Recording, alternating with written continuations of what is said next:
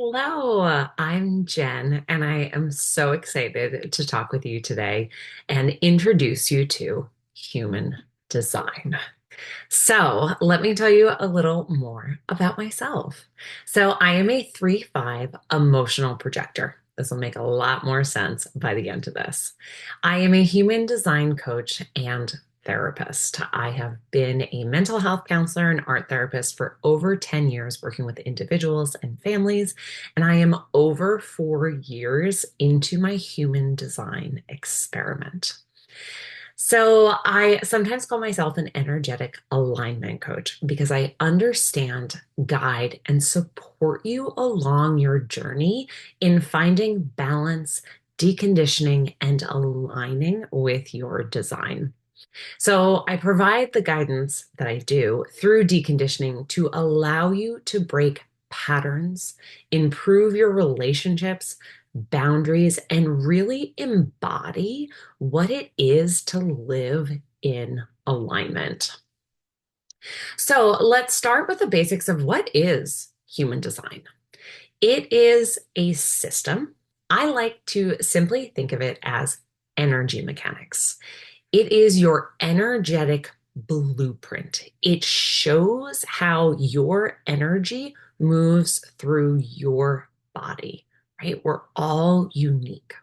So I also think of human design as the best personality assessment because it accounts for conscious and unconscious self. So maybe you're familiar with the Myers-Briggs, Enneagram, any of those personality assessments, but human design is so much more. So I mentioned it's a system.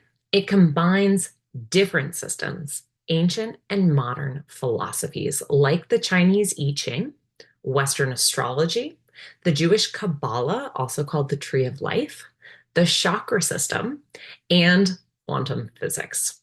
So, what human design really does is it describes how we were built, right? That energetic blueprint, and how we best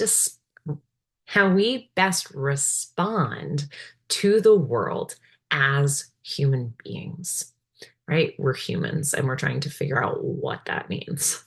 So, human design shows you exactly where and how to access your body's consciousness as a decision making tool so that you can make aligned decisions to live as your true self and in alignment. Each person is born with a unique design that is perfect for them. We each have our own purpose that we're designed to live out, our own gifts, magic that we are here to bring to the world, right? Our soul is here in this body, in this time for a reason. So remember, in human design, there is no good or bad. Sometimes people say, oh, this is so terrible, or I want that. Mm-mm. It just is this or that. It is perfect for you. So let's look at the body graph. This is what you'll see when you get your human design chart. So remember that everyone starts with this same chart. The 9 energy centers are the same. The numbers, the gates, these 64 personality traits, they're all in the same exact spot. This basic body graph does not change. It's what's defined, colored in, and undefined, not colored in, that makes us each unique and different. So, to go over what is all here, we have the 9 energy centers, each with its name and what it does. So, the crown corresponds with inspiration. The mind is our processor, our filter. The throat is all about expression. The G center, self center, is about identity, direction. The heart ego is about willpower. We have the solar plexus, also about emotions. The sacral is our life force energy. The spleen is our instinct, intuition. And the root is the launch pad. So, whether we have those centers defined or undefined, what connects them and creates them defined is channels. That is when the numbers are defined, they're colored in those numbers, and they connect. When there are lines, that is a channel, a flow of energy. We also may have centers that are completely open, no gates defined, no colors within the energy center. And that's extra special. That's an extra dimension. So I know it's a lot, but you can come back to and refer to this in your PDF at any time. So to go over a little more of the keywords that I just mentioned. So when an energy center is defined, or even a gate, one of those numbers is colored in and defined, this means that you have reliable and consistent energy. It is strongly who you are. These defined places are how we condition the world around us. This is the energy that we give off.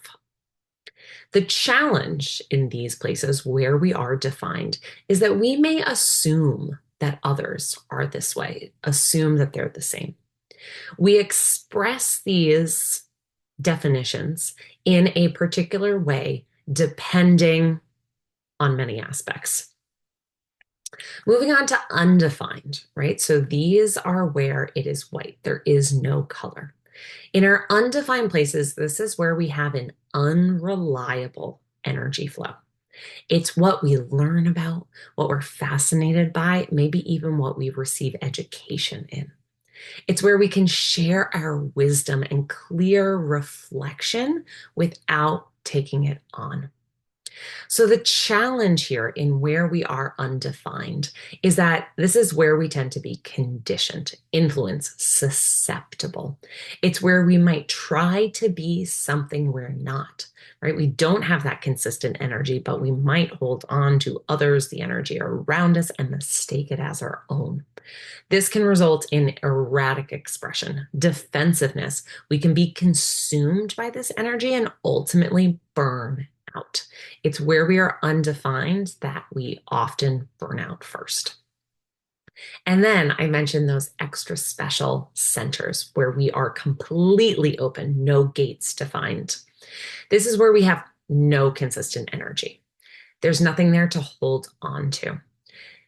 This gives us non-attached clarity. It is a pristine reflection of the energy around us that we can reflect back. It is a transparent mirror to others, transfers that energy right back onto them. So the challenge here is that we can be oblivious about this, clueless. Sometimes we can go as far as to be delusional, lost, or feel totally overwhelmed by this energy in these places. So let's talk about the 5 energy types. Now, in your PDF online, you can click on each type for a short video where I talk 2 to 3 minutes about each type. So let's start first with the generators and manifesting generators. So these are 2 different types, but we lump them together because they make up 70% of the world. They are here to do.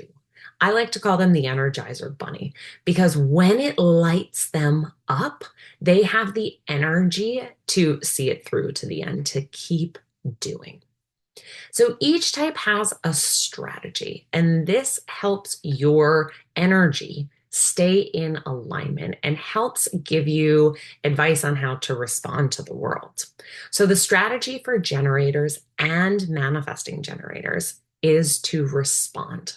Now, this can be responding to anything that comes into your energy, as long as you are responding, not reacting to it.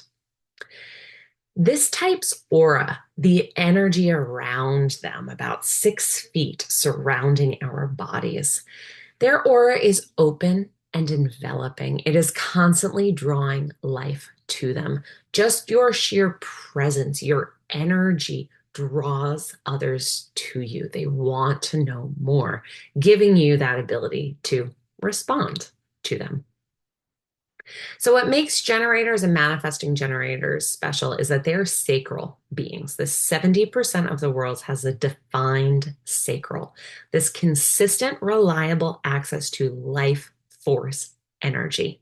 That's why it's an energizer bunny. It's really like 100% battery that works on quantity. You have 100% energy, do things that light you up. You'll have all that energy. You want to get it to zero at night so you can get a good night's rest, wake up again, and be back at that 100. It's when you do things that don't light you up that drain that battery way quicker so that you're not that energizer bunny.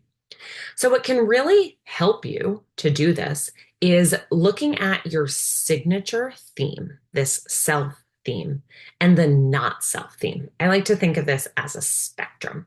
The not self is the lower vibration where we are out of alignment. It is letting us know, hey, how can we do things differently? Are we practicing our strategy? And do we need to check in with our authority, which I'll talk about at the end?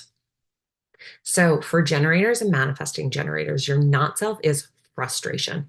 So, bringing a lot of awareness to frustration when you're feeling frustrated and checking in and asking yourself, where can I find satisfaction, pleasure, desire, right? That is your signature theme. You get to live a life of satisfaction. So, knowing when you're in frustration, you can shift into satisfaction. Satisfaction lets you know that you are in alignment, living how you are meant to. So now let's move on to the manifester. So, manifesting generators, while you are still a generator, you have these manifestor qualities. So, the manifester, it's a small percent of the world, only 8%. Manifestors are the natural initiators. They are sharers. They are here to start things that have never been done before, get them started, right? Initiate them, and then share it with someone else, hand it off to someone else so they can continue seeing it through. What makes a manifester is their throat is motorized. It's attached to a motor center that fuels their expression, allowing them to initiate, to manifest these things that they want to get started. So their strategy is to inform. Before they're acting, before they go off to initiate something, they need to let people know. They have these urges. But again, it's really important to inform anybody who needs to inform. I always use the example of a friend of mine who's a manifester who began just really practicing her strategy and even starting to let people know when she was going to the bathroom, just so she could stay in practice of informing people what she was going to do. So the aura of manifestors is really unique, and this is something that you might feel as you bring more awareness to energy. Manifestors aura, we call it closed and repelling. It is big, it is fixed. So because it's repelling, it just means that you may literally bounce off of it. You may come up to them and feel that aura and go, ooh, ooh, no, I don't know what this is. I don't like it. It might make you feel off balance and maybe even want to control them, right? Just some human nature. But really, their aura is to protect their undefined sacral. These other types that we'll talk about are all referred to as non-sacrals because they don't have a defined sacral. They don't have consistent access to energy. It ebbs and flows. Manifestors go through a creative cycle and a rest cycle. So their aura is just to protect that. So their self signature theme is peace. They're here to live a life in peace. They're not self themed, that they are meant to feel and navigate and find understanding and cues in is anger, right? When they feel anger, to check in and say, how can I find peace here? Anger is absolutely not meant to be avoid it. None of these not self themes are. They're just meant to bring awareness to and see how we can shift into alignment. So now moving on to the projector, right? If you remember in the beginning, I said I am a projector. So this is my energy type. 22% of the world are projectors. We are the newest type, have only been around for about 400 years. We are here as guides, as seers. We see the world differently. We are very efficient in what we do, and especially in our energy. So, because of that, because of our efficiency and the way that we see the world, we are here to guide others. The big key here, and this is why it is the projector strategy, is to wait for the invitation. We need to make sure that there is recognition. So we have to make sure that we are recognized by the other and invited in to share our wisdom and energy with them. If we do not do this, if we are giving unsolicited advice or trying to guide others who have not let us know that they recognize our gifts and are ready to be guided, we can burn out. And that burnout can be unique because the not self for projectors is bitterness, and many projectors can become consumed by bitterness. So it's really important to bring awareness to what bitterness is. What is that feeling? When are you feeling it? So that you can work to shift into your signature theme of success. You are destined for success. So, what gives projectors the ability to see and guide others is that their aura is focused and penetrating. It goes deeply into the other, allowing them to see what that other may not be able to see or see it in a unique way. It really absorbs that energy, right? It penetrates through the other's aura and absorbs that energy to really sense it. Projectors tend to be more undefined, although all types can be more on the undefined side. But projectors, because we are projected upon, it can be really easy for us to be conditioned. We are the most conditioned type as we are still living in a generator society, causing us to focus on productivity and utilizing energy that is not in alignment for us, resulting in that bitterness. So that is why we need to wait for the invitation and recognition so we can be efficient in how we are utilizing our energy to guide others. And lastly, the last energy type is the reflector. So the reflectors are so unique because it is only 1% of the world.